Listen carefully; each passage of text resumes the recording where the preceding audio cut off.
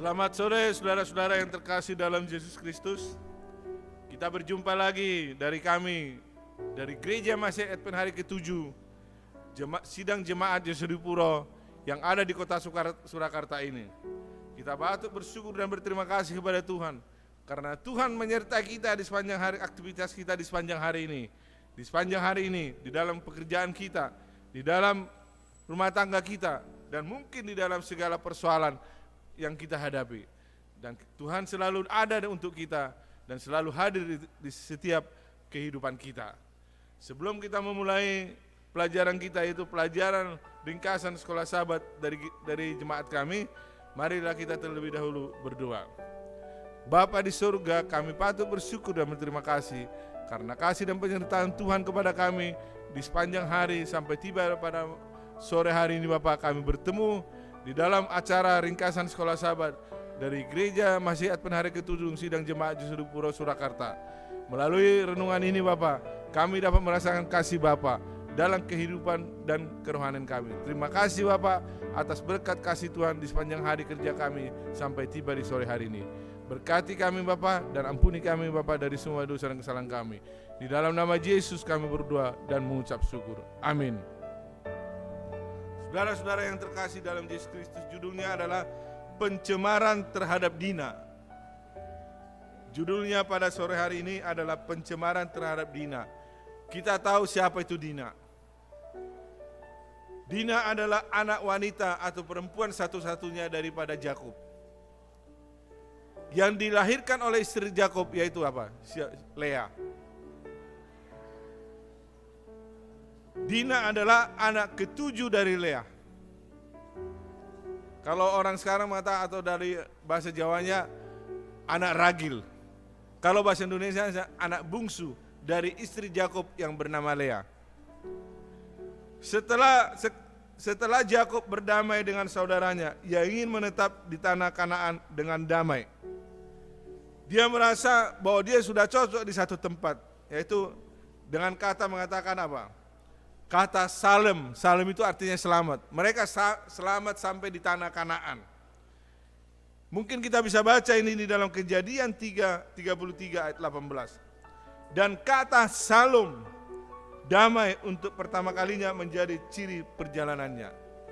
Pada saat Yakub meninggalkan mertuanya Laban,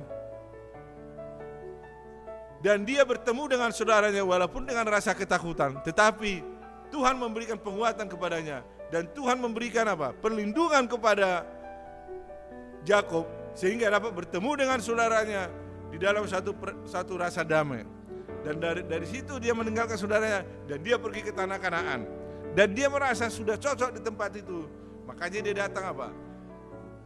Salem, selamat sampai di tujuan. Dan kata Salom, damai, pertama kali adalah Salom ini menandakan bahwa dia mempunyai apa? Rasa damai tinggal di sini. Setelah membeli sebidang tanah dan penduduk setempat, dia mendirikan sebuah mesbah di sana dan menunjukkan imannya dan kesadarannya tentang betapa dia benar-benar tergantung pada Tuhan. Untuk setiap korban yang dipersembahkan adalah ibadah. Namun untuk pertama kali dalam hidupnya, Yakub Israel dihadapkan pada kesulitan menetap di negeri itu. Seperti Ishak di Garet bersama Abimelek, Yakub mencoba untuk mencari akomodasi dengan orang Kanaan. Saudara-saudara yang terkasih dalam Yesus Kristus, kenapa peristiwa ini apa? Pencemaran terhadap Dina. Kalau kita baca di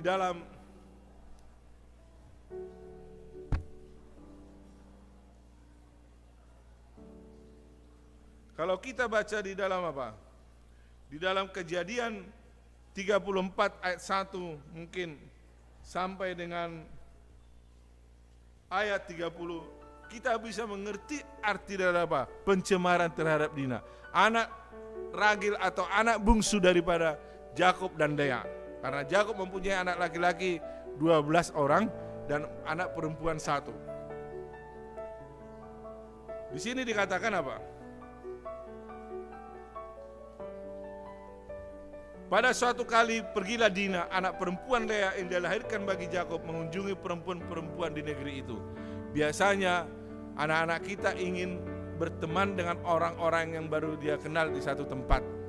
Dan anak Dina ini juga mungkin hampir sama. Dia ingin berkenalan dengan orang-orang yang ada di sekitarnya. Tetapi ketika ia terlihat, tetapi pada saat dia berkunjung ke teman-temannya itu, dia dilihat apa? Dia dilihat oleh seorang pangeran. Ketika ia terlihatlah ia oleh Sikem, anak Hemor, orang Hewi raja negeri itu. Lalu dia dilarikannya dan diperkosanya. Dina ini dilarikan oleh anak pangeran dari negeri itu dan diperkosanya. Saudara-saudara dalam Yesus Kristus, tetapi terikatlah hatinya kepada Dina anak Jakob. Ia cinta kepada gadis itu, lalu menenangkan hati gadis itu. Sebab itu berkatalah Sikem kepada Hemor anaknya, ambillah bagiku gadis itu menjadi istriku. Setelah kejadian ini, datanglah berita kepada Jakob bahwa anaknya telah diperkosa oleh pangeran di negeri itu, yaitu Sikem. Tetapi Jakob mungkin karena merasa takut, dia tidak mau mempeributkan masalah ini. Karena pada saat itu anak-anaknya ada di padang dalam mengembalakan domba-dombanya. Kedengaranlah kepada Jakob bahwa Sikem mencemari Dina, tetapi anak-anaknya ada di padang menjaga ternaknya. Jadi Jakob mendiamkan soal itu sampai mereka pulang. Lalu Hemor ayah Sikem pergi mendapatkan Jakob untuk berbicara dengan dia. Sementara itu anak-anak Jakob pulang dari padang, dan sesudah mendengar peristiwa itu orang-orang itu sakit hati dan sangat marah kepada Sikem, telah berbuat noda di antara orang Israel dengan memperkosa anak perempuan Jakob, sebab yang demikian itu tidak patut dilakukan. Dari 12 anak-anak Jakob, dari 12 anak laki-laki anak Jakob, satu perempuan.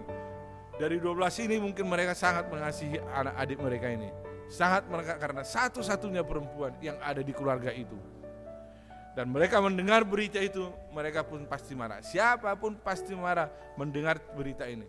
Adik mereka dilecehkan, diperkosa, dan mungkin dihina. Dan mereka anak-anak Jakob tidak berterima. Tetapi yang bisa kita lihat di sini apa? Yang tidak bisa kita lihat di sini adalah bagaimana Jakob bersikap terhadap hal ini. Jakob bukannya datang kepada Tuhan, tetapi mendiamkan. Dikatakan apa? Kedengaranlah kepada Jakob bahwa Sikem mencemari Dina, tetapi anak-anaknya ada di padang menjaga ternak. Jadi Jakob mendiamkan soal itu. Dan dikatakan di sini, kisah kejadian semacam ini menyoroti ambiguitas karakter dan tindakan mereka. Sikem yang sensual, yang melecehkan Dina, juga dicirikan sebagai seorang yang tulus dan penuh kasih terhadap Dina, dan ingin mencoba menebus kesalahannya. Ia bahkan rela menjalani ritual perjanjian sunat. Ada 3 cerita yang di dalam hal ini adalah bagaimana Sikem memperlakukan Dina, anak putri daripada Jakob. Dan yang kedua, bagaimana Jakob menyikapi hal ini. Yang ketiga adalah bagaimana anak-anak Jakob menipu Sikem dan orang tuanya dan orang-orang yang ada di negeri itu pada saat itu. Anak-anak Jakob mengatakan supaya Sikem bisa mengawini adiknya, dia harus disunat. Dan seluruh orang di negeri itu atau di kota itu pun disunat. Tetapi pada saat mereka disunat dalam keadaan kesakitan atau mungkin dalam keadaan tidak bisa bergerak, anak-anak Jakob membunuh mereka dan merampas harta mereka. Di dalam saat itu Jakob mulai bereaksi dan mengatakan apa? Dikatakan Jakob di sini apa? Adapun Jakob, dia hanya peduli dengan perdamaian. Ketika perkosaan putrinya dilaporkan kepadanya, dia tidak mengatakan apa-apa.